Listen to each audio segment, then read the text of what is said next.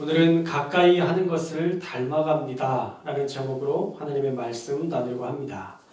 지난주에는요, 편을 가르는 사람들의 심리를 우리가 살펴봤습니다.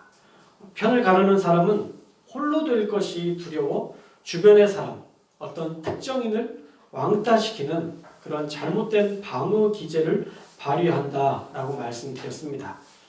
그러나 그런 행동이 결코 자신에게는 득이 되지 않고 타인에게도 득이 되지 않는다는 것을 우리가 지난 말씀에서 살펴봤었죠. 다윗을 왕따시키고 죽이려는 이 사울의 행동은 비정상적이라 자기 지파였던 베냐민 지파 사람들조차 동조하기가 어려웠습니다. 그래서 에돔 사람 도액, 이 도액만이 한자리를 차지하려고 사울의 최측근이 되고자 다윗을 고발했던 그 장면이 지난주까지 우리가 살펴본 말씀이었어요. 오늘은 그 고발 때문에 아히멜렉과 모든 제사장이 큰 곤경에 처하는 장면으로 시작이 됩니다. 도액의 고발에 사울은 아히멜렉과 노베에 있는 모든 제사장들까지 다 소환해서 왕에게 나오라 명령합니다. 그리고 아히멜렉에 너 아히두베의 아들아 라고 들으라 라고 아주 단호하고 엄하게 대제사장 아히멜렉에게 다짜고짜 신문을 합니다.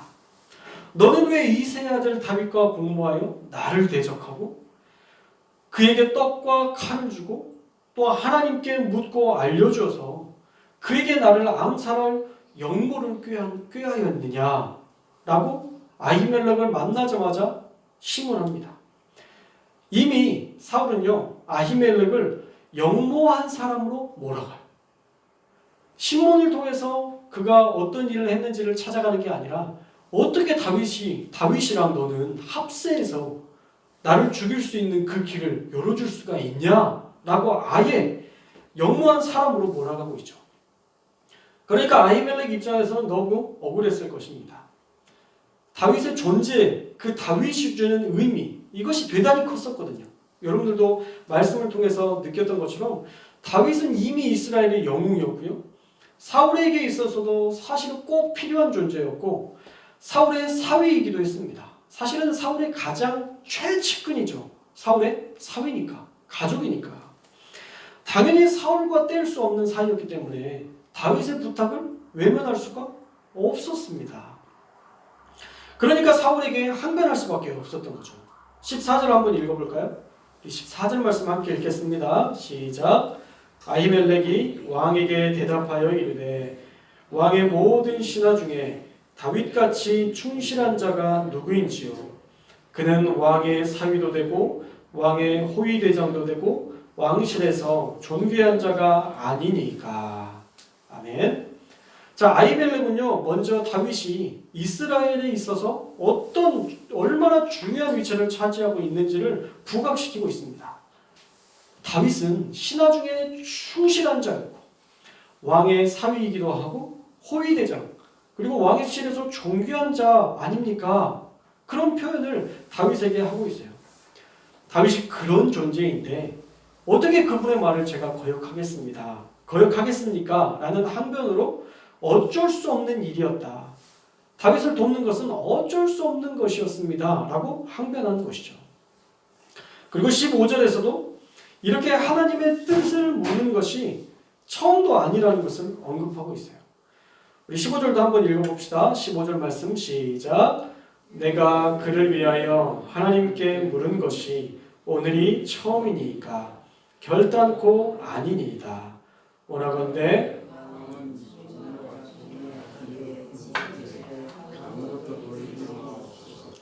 왕의 종은 이 모든 크고 작은 일에 관하여 아는 것이 없나이다 하니라.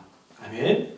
자, 다윗에 대하여 그리고 다시 찾아와 물은 것도 사실 그동안 계속 있었던 일이니까 이 일에 대한 책임을 우리에게 묻지 말아 주십시오 라고 요청하고 있는 것입니다. 나는 크고 작은 일에 대하여 사실 사울 왕이 생각하고 있는 그 모든 속속들이 있는 그 모든 사정까지도 저희는 알 수 없습니다 라고 사울에게 지금 정중하게 부탁하고 있는 거예요. 그런데 사울의 마음이 이미 삐뚤어져 있잖아요. 사울이 처음에 물을 때부터 어떻게 물었어요? 아예 영모 한 사람으로 물었잖아요. 이미 삐뚤어져 있는데 이 14절과 15절의 말씀을 들어도 제가 봤을 때는 우리는 정상적으로 들으니까 이해가 되는데 사울의 입장에서는 삐딱하게 들으면 삐딱하게 들릴 것 같아요.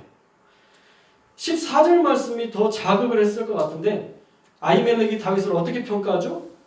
다윗을 충실한 자, 지극히 존귀한 자, 이런 표현이 오히려 사울에게는 더 자극이 됐을 거예요. 나보다 다윗이 더 존귀한 자야? 이런 사울의 삐딱한 마음이 그 사울의 마음 가운데 오히려 기름을 붓는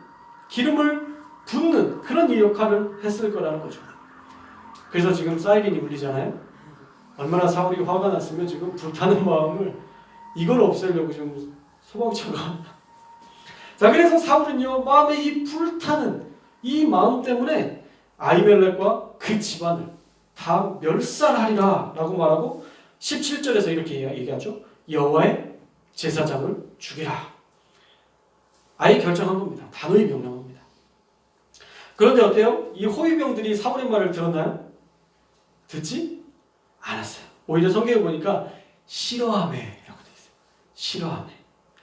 다른 명령이라면 따르겠지만 하나님의 제사장을 죽이는 것은요, 분명히 그 집안에 더 큰 문제가 생길 것이라는 것을, 하나님의 심판, 하나님의 진노가 있을 거라는 것을 알았기 때문에 그 명령에 섣불리 나서는 사람이 없었습니다.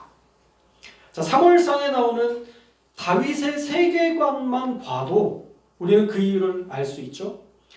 다윗이 사울을 죽일 수 있는 기회가 있었지만 다윗은 사울을 죽이지 않습니다. 어떻게 내가 하나님의 기름 부음 받은 자를 내가 해할 수 있느냐? 다윗이 그렇게 이야기하죠. 하나님의 기름 부음 받은 자에 대해서는 다윗은 끝까지 존중합니다. 자, 기름 부음 받는 사람은 세 종류의 사람이 있었어요. 첫째는 왕이었고요. 둘째는 누구였을까요? 제사장이었습니다. 셋째는 누굴까요? 선지자예요.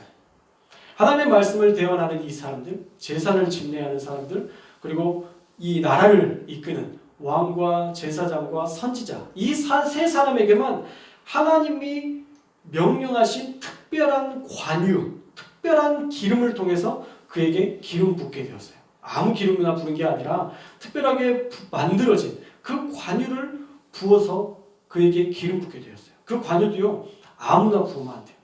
그 관유 역시도 기름을 그냥 그 사람에게 부었다고 되는 게 아니라 하나님이 선택한 사람에게만 그 관유를 부어야 그게 능력이 나타나는 것이지 그 기름 자체의 의미가 있는 것이 아니었다는 거죠. 그래서 왕뿐만 아니라 제사장, 선지자도 함부로 대하는 것에 대해서 극도로 꺼렸습니다. 사실은 역사적인 여러 가지 사건이 있었기 때문에 그 사람들이 그렇게 했겠죠. 역사적으로 우리가 거슬러 올라가 보면요, 구약에서 모세와 아론의 리더십에 대해서 불평하고 반역했던 사람들이 나와요. 그 사람들이 누구죠? 고라 자손이에요. 고라 자손. 그들은 모세와 아론의 지도력과 대제사장직에 대해서 반기를 들고, 왜 모세와 아론을 통해서만 하나님이 일하시느냐? 우리도 하나님의 거룩한 자들이 아느냐? 하나님이 우리들 중에도 계신다라는 말로 그들의 리더십에 대해서, 모세와 아론의 리더십에 대해서 반기를 드십니다. 반기를 들어요. 그때 하나님은 모세와 아론의 손을 들어서 그들의 편을 들어주시고 고라 자손에 대해서 무섭게 심판하세요. 어떻게 심판하셨냐면 땅이 갈라져요. 그들의 집과 그들이 살았던 그 삼터, 고라 자손이 살았던 그 집안이 우두두두 하더니 땅이 갈라지고 그 안에 그 사람들이 다 빠지게 돼요. 재산과 재물과 모든 소유를 다 삼켜버렸다라고 성경은 말하고 있어요. 그리고 그들을 따랐던 사람들도 무서워서 도망쳤는데 마음을 같이 했던, 그들과 함께 반역하고 빨간띠 두르고 왜 니들만 리더자, 우리도 리더다 함께 싸웠던, 그들에게 반기를 들었던 그 사람들까지도요 도망치는데 하늘에서 불이 내려와서 그들을 다 불타 죽게 합니다. 이런 무서운 이스라엘의 반역에 대한 하나님의 심판의 역사를 알고 있으니까 이 사람들이 제사장을 죽이려 들겠어요? 호위병들이? 아유, 안 하죠. 또 있습니다.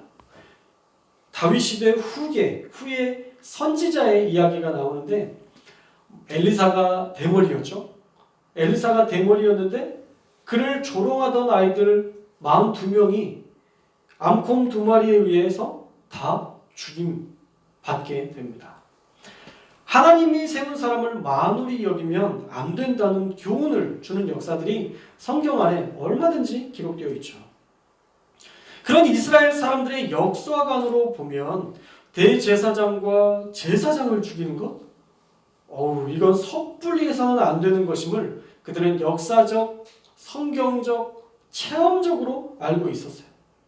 차라리 호위병이 혼자 사울의 손에 죽임당하는 게 낫지, 내가 만약 대제사장을 죽여서 우리 지파 사람들이 다 몰살당하게 된다면, 하나님의 그런 심판을 받게 된다면 차라리 내가 죽고 말지, 호위병도 아마 그런 생각을 할 수밖에 없었을 것입니다. 그래서 싫어했고 주저했던 거예요.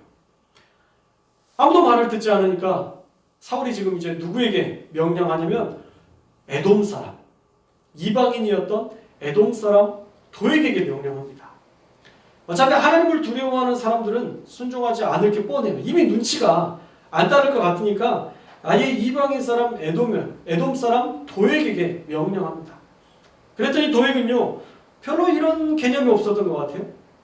제사장들을 죽이는 것에 대해서 거리낌 없어해요.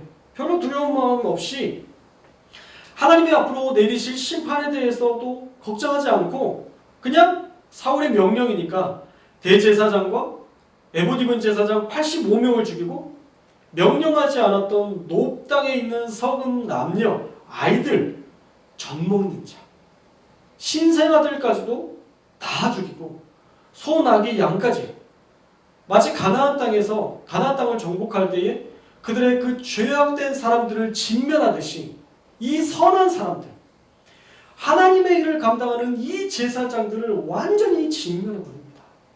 그 잔인함이 이루 말할 수 없죠.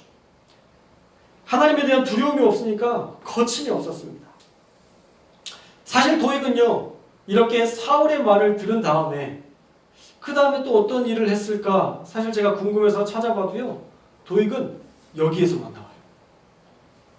여기에서 한번 반짝 등장하고 사울이 하라는 대로 다 죽이고 더 이상 성경에 등장하지 않아요. 모르긴 해도 하나님의 사람을 죽인 대가를 달게 치르지 않았을까라는 염려가 됩니다. 저는 목사니까 심판받았으면 좋겠다는 생각 안 해요. 그런데 하나님이 그를 심판하셨을 것 같아요. 그러니까 그 후에 그의 역사들이 기록되지 않았지 않나 라는 생각이 듭니다. 그렇게 아히멜렉 대제사장과 제사장 무리들은 도액에 의해서 몰살당합니다. 그런데 그 중에 한 사람, 아히멜렉의 아들 아비아달만 도망쳐서 다윗을 찾아가게 됩니다. 이것이 11절부터 19절까지 말씀이에요. 자, 오늘 말씀을 통해서 우리에게 하나님은 어떤 교훈을 주십니까? 오늘 우리가 나눈 말씀의 제목처럼 가까이 하는 것을 닮아간다는 것을 우리는 꼭 기억해야 됩니다. 따라해볼까요? 가까이 하는 것을 닮아간다. 여러분이 성경을 가까이 하면요 성경적 언어가 나와요. 그래서 성경을 많이 읽기 시작하면 여러분도 모르게 여러분의 유머 안에서 성경이 나와요. 누가 나를 신뢰하지 않으면 아유 믿는 대로 되겠지. 말씀을 가지고 유머도 하게 되고 또한 말씀으로 내가 계속 말씀을 읽으니까 내 생각이나 내 언어나 이 모든 것들이 하나님이 주신 성품을 닮아서 툭 튀어나오게 돼요. 근데 우리가 술 먹는 친구, 좀 거친 친구들과 함께 지내보세요. 욕 못하던 사람들도 욕을 따라해요. 참 신기하죠. 결국은요 가까이 하는 것을 닮아가게 돼요. 근묵자흑이라는 말처럼 우리가 무엇을 가까이 하느냐에 따라 그 영향을 받습니다. 하나님과 가까이 하면 하나님을 두려워하고 하나님의 일을 생각하며 하나님의 말을 하지만 세상과 가까이 하면 사단의 생각을 마음에 품으며 사단이 좋아할 일들을 골라서 하게 된다는 거예요. 여러분들은 지금 어떤 것을 가까이 하고 계십니까? 자, 쭉 얼굴 보니까 다 교회 다니시는 것 같아요. 교회 열심히 다니시죠? 저기 뭐 호불사에서 오신 분들 없으시죠? 다 교회 잘 다니시는 것 같아요.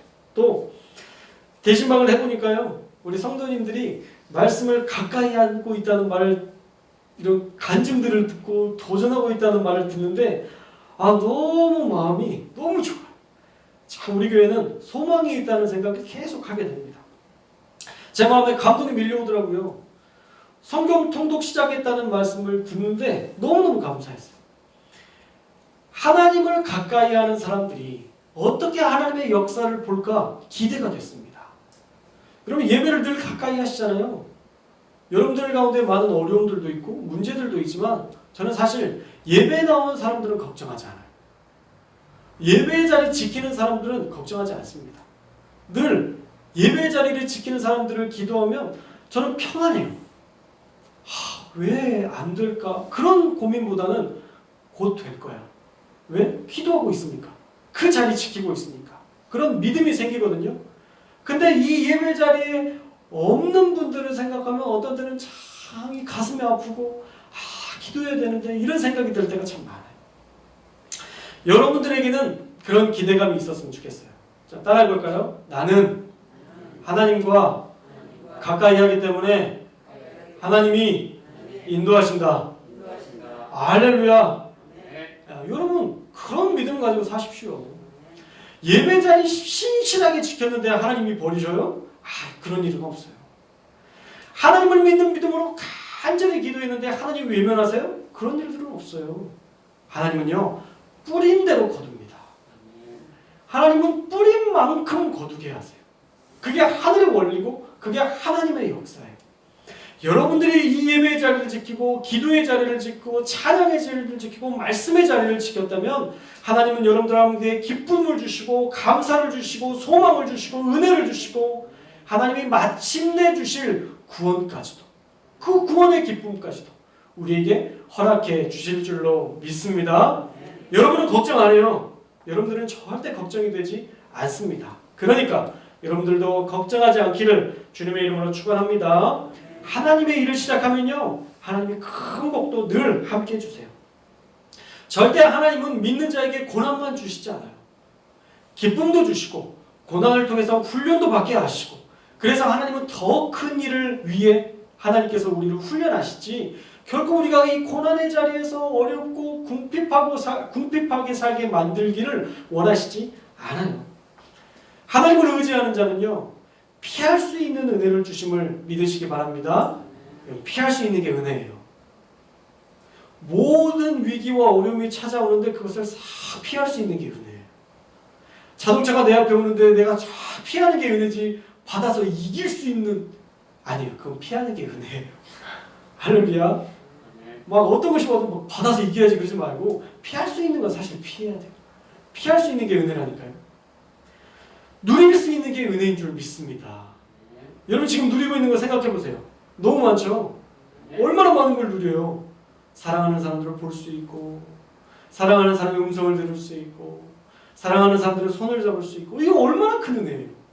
여러분들이 지금 이 누림의 은혜를 누리고 계세요. 또 나눌 수 있는 것도 은혜인 줄 믿습니다. 여러분 나눌 수 있다는 게 얼마나 감사해요.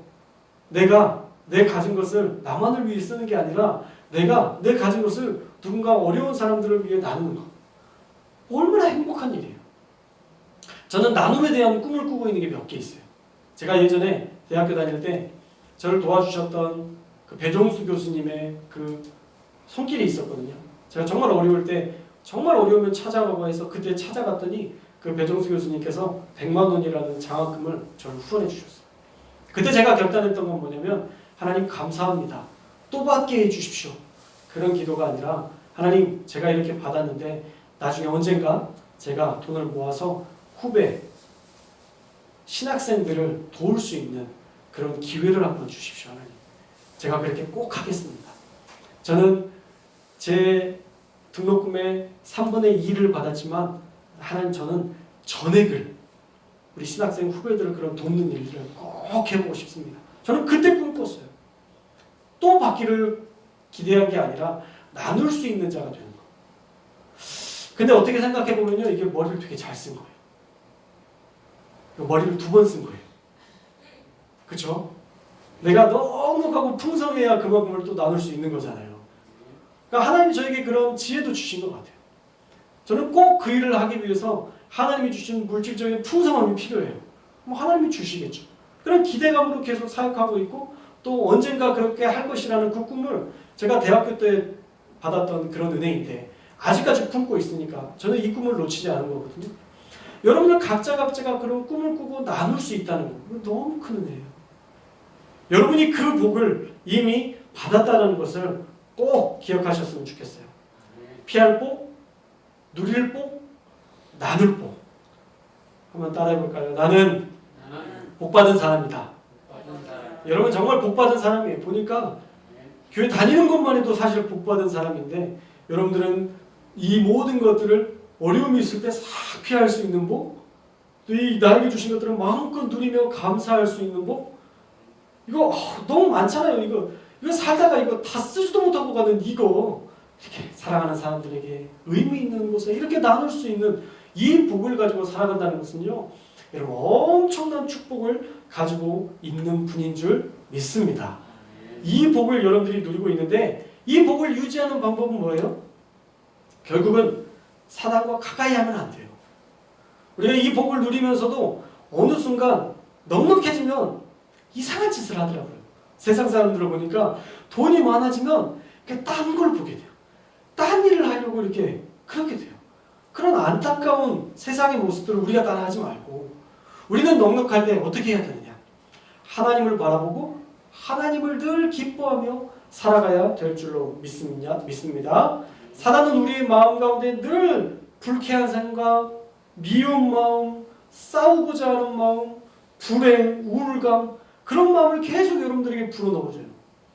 여러분들은 지금 이 세 가지 복, 하나님과 가까이 함으로 누리는 평안과 기쁨과 감사를 누릴 수 있는 그 모든 것들을 이미 누리고 있는 상황인데, 우리가 그걸 누리지 못하게 만들어요.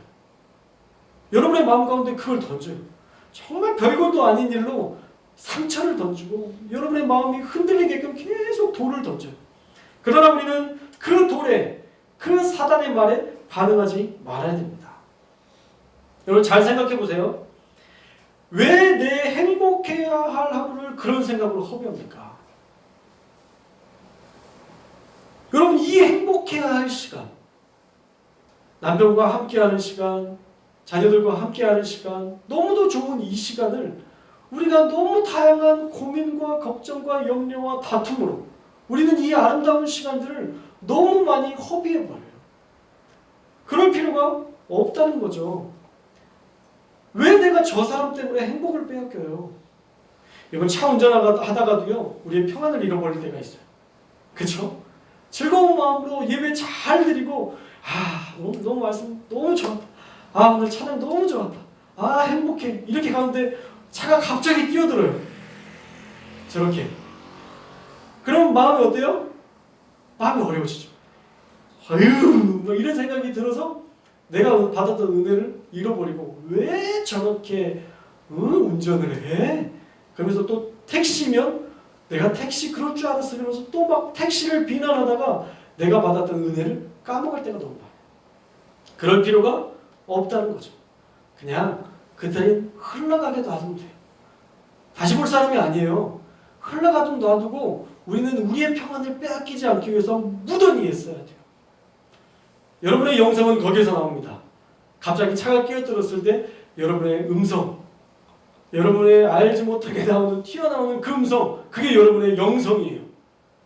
저와 여러분이 갑자기 차가 끼어들 때, 오 주여, 이 음성이 나올 수 있기를 주님의 이름으로 축복합니다. 그리고 하나 더 첨부하자면, 저들의 죄를 사하여 주옵소서. 저들이 하는 짓을 알지 못함이니이다.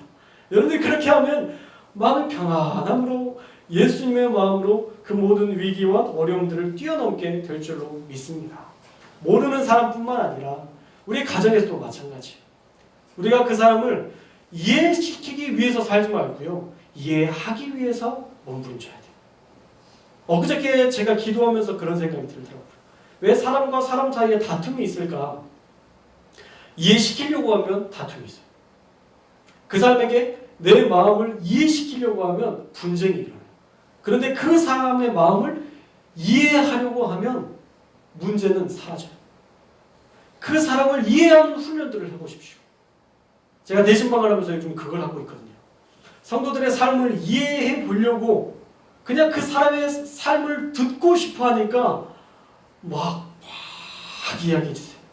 너무 재밌어요. 과거에 살았던 삶, 또 지금의 삶, 앞으로 기대하는 삶, 또 살면서 자기 스스로가 가졌던 왜 나는 이런 사람이지? 라고 생각했던 것들까지 하나씩 하나씩 정말 별거 아닌 것에 마음이 녹아지고 행복해지고 이런 것들을 봤어요. 누군가가 이해해주고 싶어서 다가가니까 마음이 열려지는 것들이 많이 봐요. 저와 여러분 안에도 이해시키기 위해서 대화하는 게 아니라 그를 이해하기 위해서 다가간다면 우리가 조금 더 서로를 이해하고 사랑할 수 있지 않을까라는 생각이 들어요. 사랑하는 여러분, 우리가 무엇을 가까이 하느냐에 따라서 우리는 그것을 닮아갑니다. 하나님을 가까이 하면 하나님의 성품을 닮아가고 하나님의 기적과 하나님의 능력을 경험하지만 사단과 가까이 하고 세상과 가까이 하면 우리는 늘 마음의 불안함과 어려움을 가지고 미래에 대한 염려를 가지고 살아가게 될 거예요. 그러므로 이제 우리의 선택의 순간이 여러분에게 있는데 여러분은 하나님을 선택하셔서 하나님이 주시는 하나님께서 우리에게 주시는 피할 복, 누릴 복, 나눌 복을 마음껏 누리고 살아가는 저와 여러분들이 되시기를 주님의 이름으로 축원합니다. 그 복이 여러분에게 있다는 것을 믿음으로 늘 평강 가운데 살아가시는 저와 여러분들 되시기를 주님의 이름으로 축복합니다.